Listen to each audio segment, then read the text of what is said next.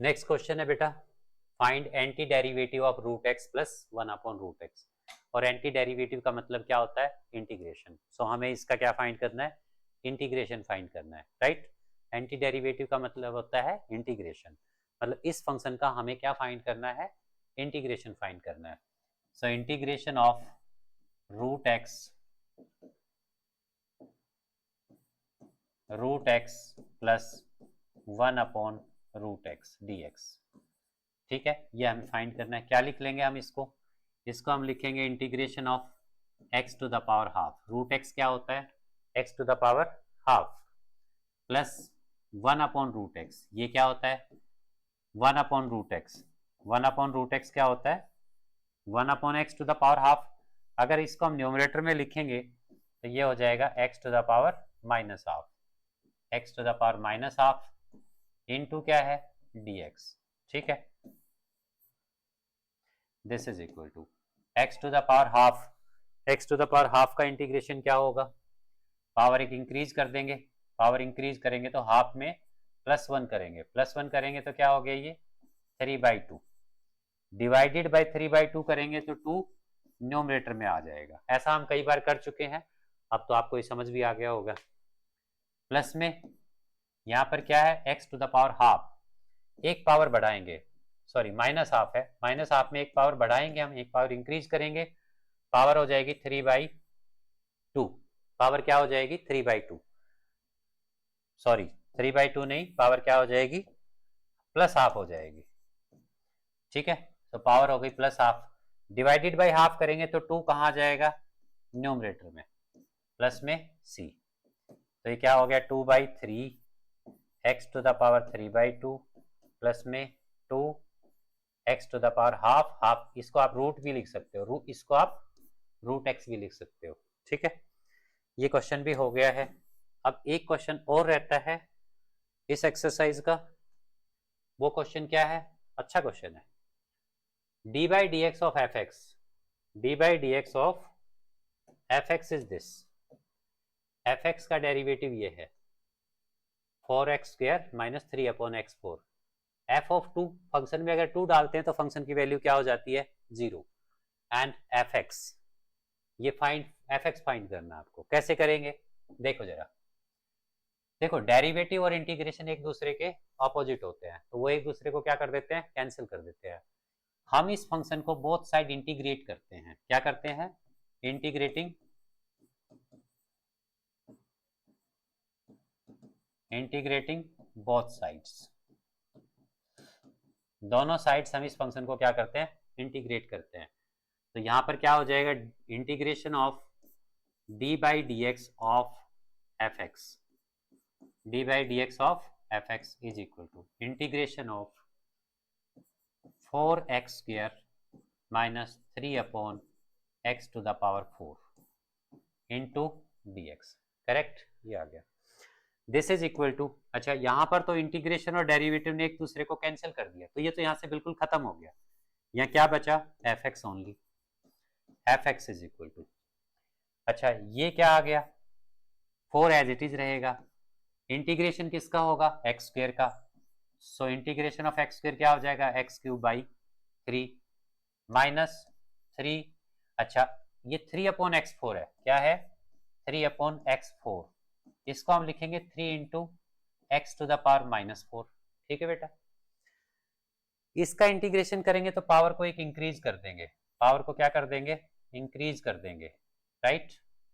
Sorry increase करेंगे तो -5 नहीं, -4 में 1 ऐड करेंगे तो -3 आएगा, डिवाइडेड बाई न्यू पावर -3। सो इसका इंटीग्रेशन क्या हो गया बेटा? या तो आप इसको या लिख लीजिए, अभी इसका इंटीग्रेशन किया नहीं है, ये x टू द पावर -4 हो गया dx। और जब आप इसका इंटीग्रेशन करेंगे तो वो टर्म आएगी। सो क्या आ गया आपके पास? F x is equal to 4/3 x³ -3। अब इसका इंटीग्रेशन हुआ, क्या हो जाएगा? x की power -3, x to the power -3 divided by -3, plus में क्या है? c। ठीक है, ये माइनस और ये माइनस मल्टीप्लाई होकर प्लस हो जाएंगे, 3 से 3 कट हो जाएगा। ठीक है, राइट। देखो जरा अब आगे। सो ये क्या आ गया, f x is equal to four upon three x cube, 4/3 x cube plus में 1/x क्यूब प्लस में सी।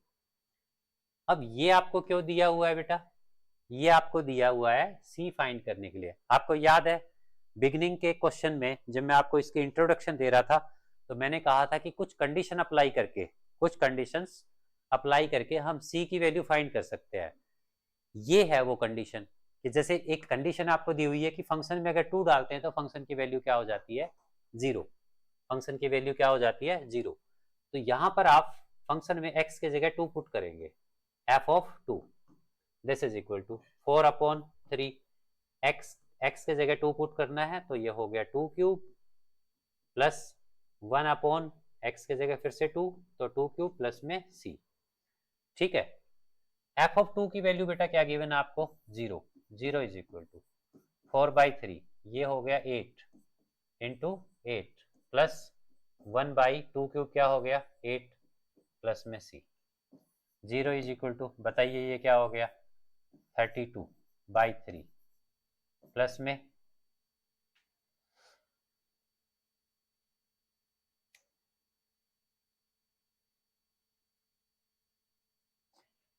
यहाँ एक छोटी सी एरर हो गई बेटा, क्वेश्चन में यहाँ एक्स क्यूब था, क्वेश्चन में यहाँ क्या था, एक्स क्यूब था। ठीक है, तो आप यहाँ भी क्या लिखेंगे, एक्स क्यूब लिखेंगे। इंटीग्रेशन जब आएगा इसका, इंटीग्रेशन जब इसका होगा तो इंटीग्रेशन हो जाएगा इसका x to the power 4 divided by 4। ठीक है, x to the power 4 divided by 4, 4 से 4 कट हो जाएगा तो यहाँ सिर्फ क्या बचेगा, यहाँ बचेगा बेटा x टू द पावर 4। ठीक है, x टू द पावर 4। ठीक है, x to the power 4 correct. So यहां पर क्या आएगा, यहां पर क्या आएगा, यहां पर आएगा सिर्फ x टू द पावर 4। ठीक है, आगे का मैं चेंज कर देता हूं, f x is equal to, अच्छा अब इसमें हमने क्या पुट किया है, इसमें हमने पुट किया x को 2, क्या पुट किया है x को 2, राइट। x को 2 पुट किया तो ये 2 टू द पावर 4 हो गया, क्या हो गया 2 टू द पावर 4 प्लस में 1 अपॉन, ये बताओ क्या हो गया 2 to the power 3, right, plus में c। अब f2 की वैल्यू आपको क्वेश्चन में क्या दी हुई है, 0, तो यहाँ f2 के जगह आप क्या रख सकते हैं, 0 is equal to 2 to the power 4 that is 16, 2 to the power 4 क्या होता है 16 प्लस में 1 upon 2 cube that is 8 plus में क्या है बेटा c। So 0 is equal to ये हो गया बेटा, एलसीएम लोगे तो 128 प्लस में ये 1 एज इट इज, यहाँ एलसीएम लेके देख लीजिए आप, डिवाइडेड बाई क्या आएगा 8 प्लस में क्या है c। ठीक है, तो ये क्या आ गया 0 इज इक्वल टू ये हो गया बेटा 129/8 प्लस में क्या है c। इस 129 को उधर ले जाएं, so c minus 129/8 is equal to क्या आ गया c। ये आपके c की वैल्यू आ गई। ठीक है, अब इस c की वैल्यू को हम क्या करेंगे, इस c की वैल्यू को हम रख देंगे फंक्शन में, c की वैल्यू को क्या करेंगे, c की वैल्यू का क्या करेंगे हम फंक्शन में रखेंगे, कहां पर, यहां पर। तो एफ एक्स हमारा क्या हो जाएगा, f x is equal to x to the power 4 plus 1 upon x cube, c के जगह क्या लिखना है माइनस 129/8, ये आपका आंसर आ गया, फंक्शन की वैल्यू आ गई आपकी। ठीक है, सो ये एक्सरसाइज आपकी खत्म हो गई है, नेक्स्ट एक्सरसाइज हम स्टार्ट करेंगे।